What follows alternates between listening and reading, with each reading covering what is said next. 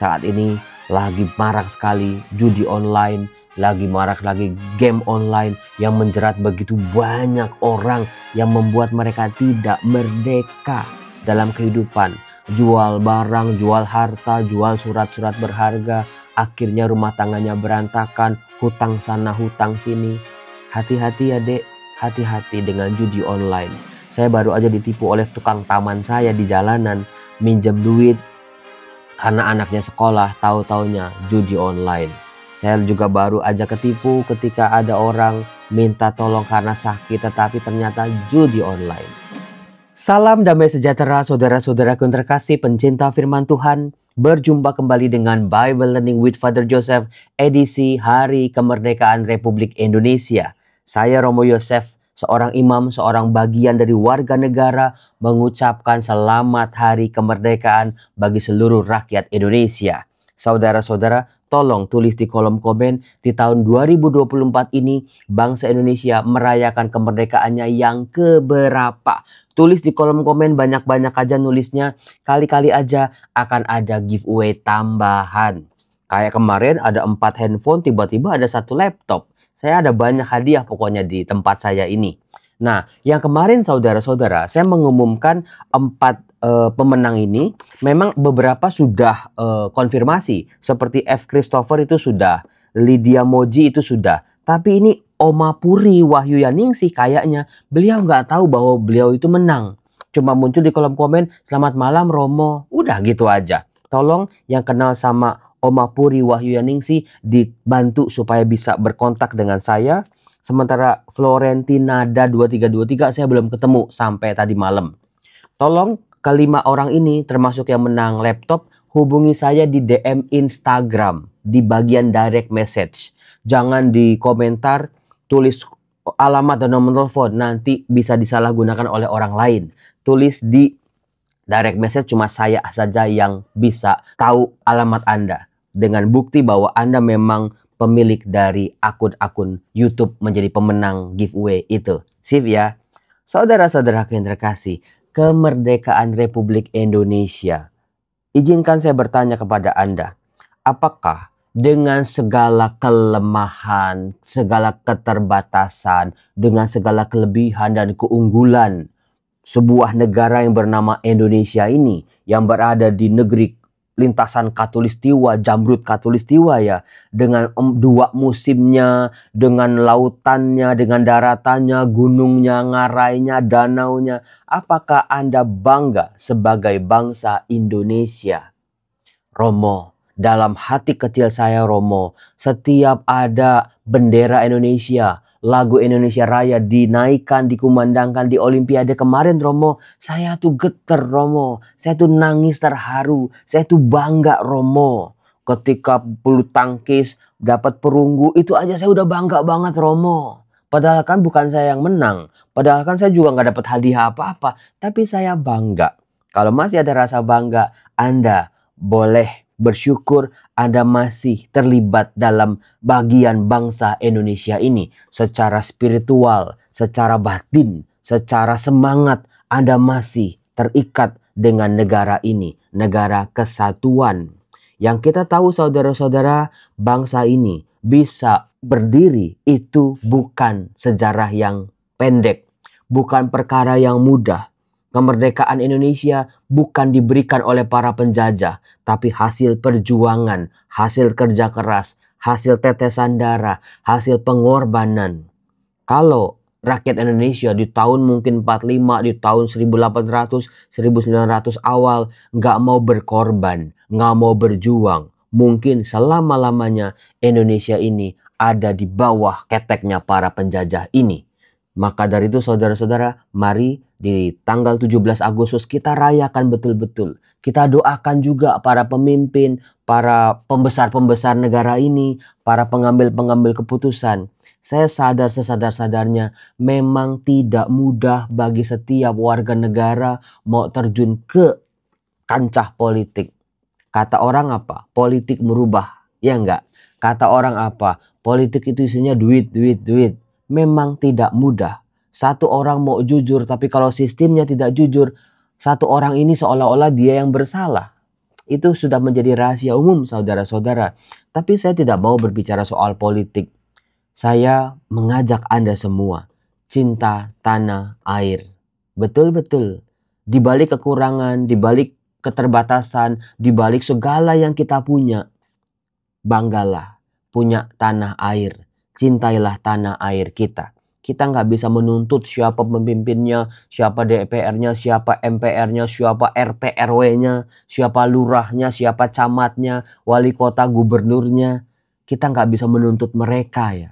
Mereka punya pergulatannya masing-masing. Tapi kita sebagai warga negara, masing-masing dari kita bertanggung jawab memajukan bangsa ini. Maka dari itu saudara-saudara, dalam bacaan-bacaan yang dibacakan dalam perayaan Ekaristi ini, kita bisa melihat tanggung jawab kita. Apakah Anda sadar ya, kalau dalam hidup berbangsa, apalagi bangsa Indonesia, bangsa yang berketuhanan, diletakkan sebagai sila pertama, ketuhanan yang Maha Esa, itu kita pahami betul-betul dalam kancah hidup bersama. Bukan cuma yang terjadi antara rakyat dengan pemerintah atau pemimpinnya yang berkuasa, yang mungkin punya pengaruh lain sebagainya. Rakyat ini hanya yang patuh. Sebagai negara yang berketuhanan, bukan negara agama tapi negara yang mengakui ketuhanan yang Maha Esa, kita percaya ada kekuatan lain yang ikut campur, yang ada di balik ini semua. Ada kekuatan lain yang mengatasi dua kekuatan yang lainnya. Rakyat, demokrasi Romo, semua berdasarkan keputusan rakyat. Oke, bagus. Ada para pemimpin dan jajarannya Romo. Oke, bagus. Tapi jangan pernah lupa ada kuasa yang lain yang bernama kekuatan ilahi. Berasal dari atas yang menyelenggarakan, yang intervensi. Termasuk akan intervensi kalau relasi antara pemimpin dengan rakyatnya ini tidak baik-baik saja. Ada korupsi, ada pemberontakan, ada penindasan, ada kekerasan, ada pelanggaran hukum, ada kuasa yang maha tinggi yang tidak akan tinggal diam. Mudah-mudahan ini disadari oleh para pemimpin negeri ini maupun sampai ke rakyat-rakyatnya yang paling bawah. Bukan sebuah tugas yang sulit, tapi bukan juga tugas yang sederhana, saya yakin. Karena apa? Rakyat Indonesia itu jumlahnya banyak sekali. Dari Sabang sampai Merauke. Dari suku-suku, bahasa, kaum, dan bangsa pun hadir tinggal di Indonesia ini. Bagi saya lebih senang kalau saya keliling Indonesia daripada saya keliling negara-negara di dunia. Betul. Negara-negara di dunia itu cenderung monoton. Ya udah, gedung-gedung lama aja. Cerita-cerita kejayaan mereka di masa kuno saja. Tapi kalau ke Indonesia, wah, alamnya itu bagus banget. Kemarin ke Pontianak, pindah ke Singkawang aja udah berubah itu alamnya. Makanannya, wah, setiap kota, setiap daerah itu punya makanan yang khas. Orang-orangnya itu beraneka ragam. Kebinekaan kita menjadi kekayaan kita. Sayangnya tidak banyak disadari. Kebinekaan, keragaman, bermacam-macam tetapi tetap satu. Mudah-mudahan kita sadar ada kuasa Tuhan yang selalu menguatkan. Ada kuasa Tuhan yang selalu menggandeng tangan kita yang berbeda-beda ini. Saudara-saudara, mari cinta tanah air. Bangga sebagai bangsa Indonesia. Saya Romo Yosef sudah keliling-keliling dunia. Tapi tetap bukannya subjektif ya. Tapi bener loh. Yang bagus mah Indonesia. Serius. Alamnya, makanan yang tadi lah. Orang-orangnya sebetulnya ya. Di balik segala kelemahan-kelemahan dan kerapuhannya. Di dalam kitab Sirak bab 10 dikatakan begini. Pemerintah yang bijak menjamin ketertiban dalam masyarakat. Pemerintah yang arif adalah yang teratur. Jadi saudara-saudara, para pemimpin-pemimpin negeri, orang-orang yang diberi kekuasaan ini, itu dituntut oleh Tuhan menurut kitab Sirak untuk hidup tertib dan teratur dari diri mereka sendiri. Bagaimana mereka harus menjamin ketertiban, gimana mereka bisa menuntut ketertiban kalau hidup mereka saja sudah tidak tertib, sudah tidak teratur, tidak ada jadwalnya. ngaret. Kalau mau rapat jam 9, jam 3 siang baru datang. Alasannya golf misalnya. Itu sulit. Para pemimpin adalah orang-orang yang seharusnya mengakui hidup mereka diberkati untuk diberi kepercayaan menjalankan tugas-tugas yang memang tidak mudah ini. Karena orang Indonesia itu rakyatnya banyak sekali, banyak maunya, dan juga daerahnya sangat luas. Maka keteraturan menjadi utama. Demikian juga kalau bukan teratur cuman di jalan raya, taat lalu lintas, tapi taat anggaran, taat juga keuangan, taat juga dalam rumah tangga, taat juga dalam ibadah. Teratur bukan cuman otomatisisme, tetapi betul-betul relasinya dengan Allah.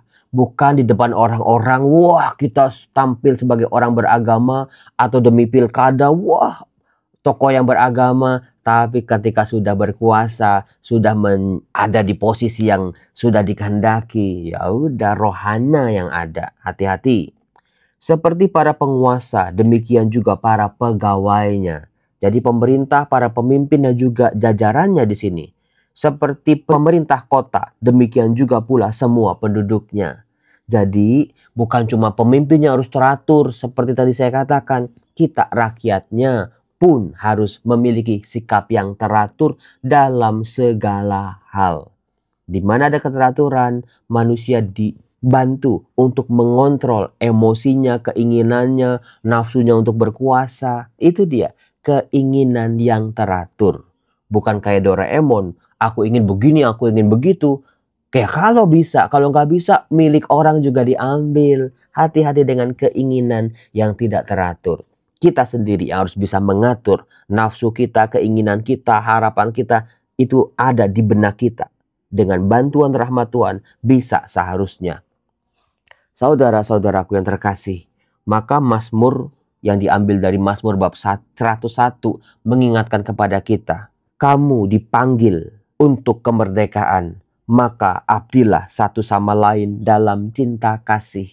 Itu Mazmur tanggapannya. Kemerdekaan adalah sebuah panggilan. Artinya ada campur tangan Tuhan di situ.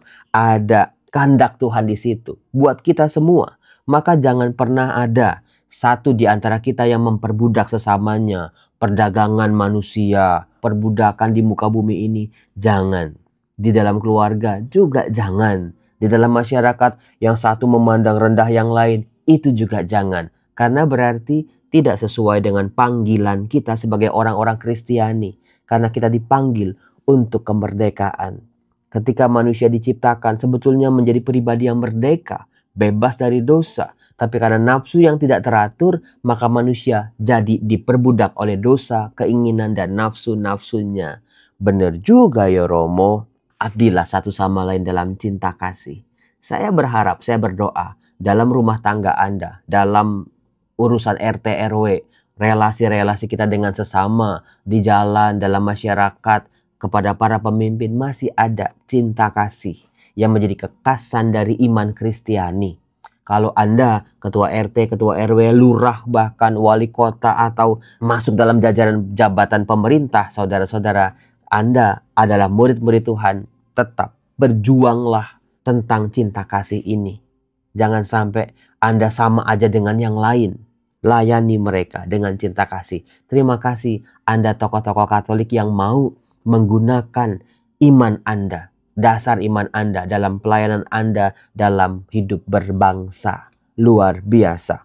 Nah, kemudian pasti Romo kalau 17 Agustus bacaan Injilnya pasti itu dari Matius bab 22. Bagaimana Tuhan Yesus waktu itu dijerat oleh seorang yang bertanya kepadanya, "Guru, kami tahu engkau adalah seorang yang jujur dan dengan jujur mengajarkan jalan Allah. Dan engkau tidak takut kepada siapapun juga, sebab engkau tidak mencari muka. Katakanlah kepada kami pendapatmu, bolehkah membayar pajak kepada kaisar atau tidak?" Orang ini yang bertanya kepada Yesus sebetulnya bertanya untuk menjebak Yesus.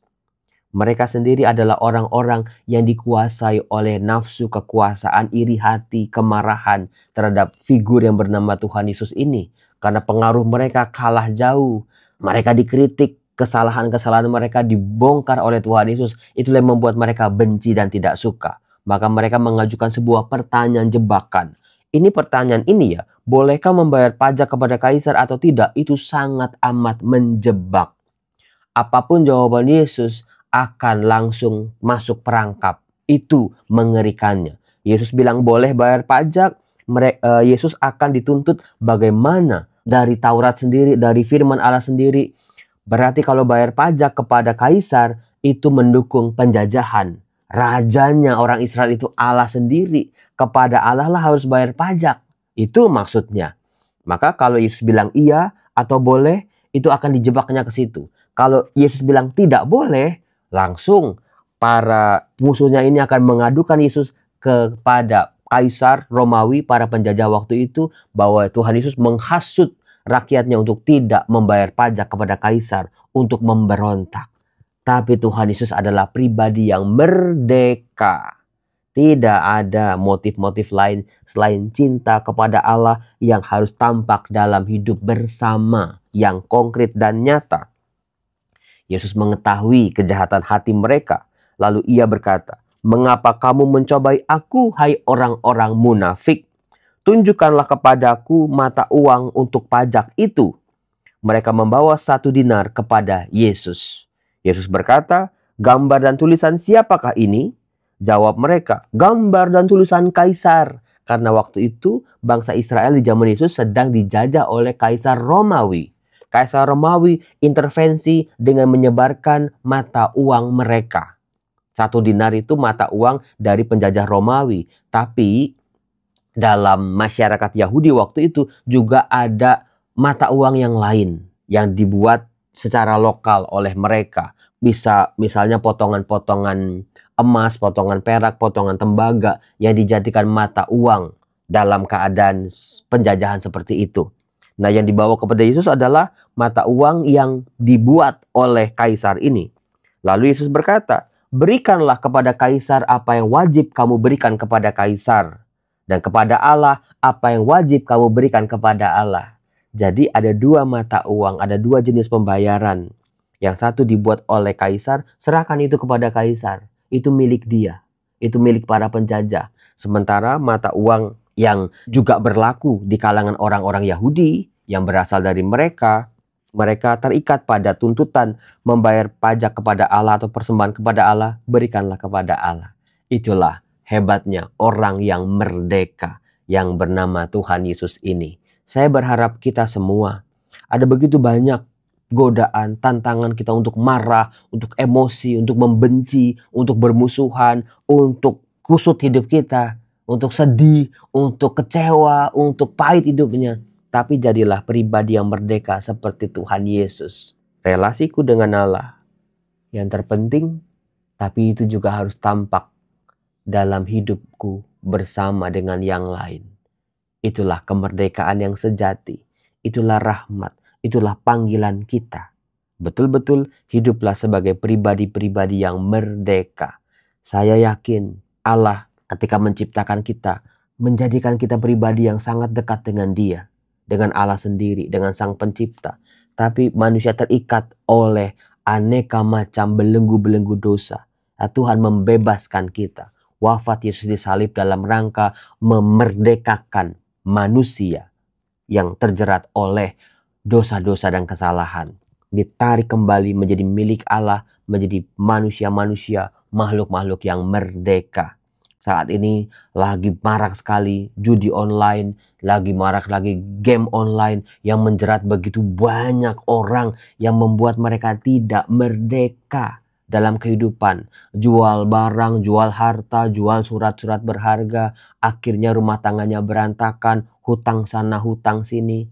Hati-hati ya dek, hati-hati dengan judi online. Saya baru aja ditipu oleh tukang taman saya di jalanan, minjem duit karena anaknya sekolah, tahu-taunya judi online.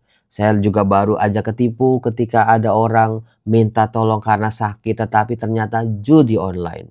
Orang-orang terpelajar, orang-orang kerja, orang-orang dagang, orang-orang di pinggir jalan, anak-anak kecil kena judi online. Karena apa? Nafsu yang tidak teratur. Mau punya duit secara instan, mau cari gampangnya, dari dikit-dikit akhirnya menjerat menjadi pribadi yang diperbudak oleh harta dunia ini yang tidak akan pernah bisa keluar lagi. Tuhan Yesus, bebaskan aku dari belenggu-belenggu kejahatan ini. Aku mau menjadi anak-anak-Mu. Itulah kemerdekaan kita yang sejati. Bye-bye, Tuhan Yesus memberkati.